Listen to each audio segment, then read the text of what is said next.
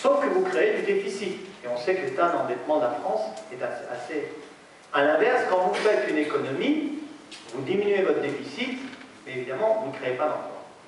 Ce qui est important en termes économiques, pour les emplois, c'est ce qu'on appelle le contenu en emploi du chiffre d'affaires.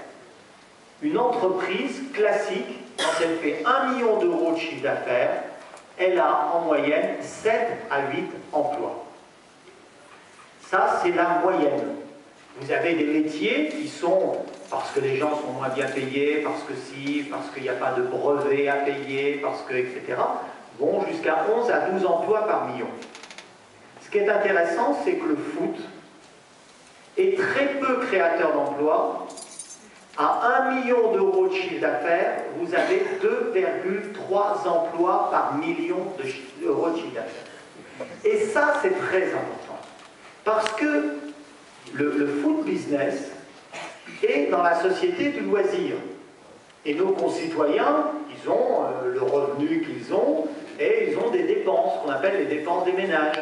Ils vont manger, ils vont s'habiller, et ils ont un budget loisir, un budget vacances, un budget...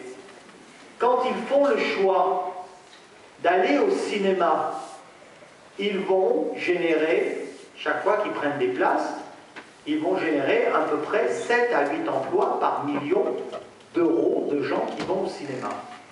Et quand on va au foot, eh bien, on ne crée que 2,3.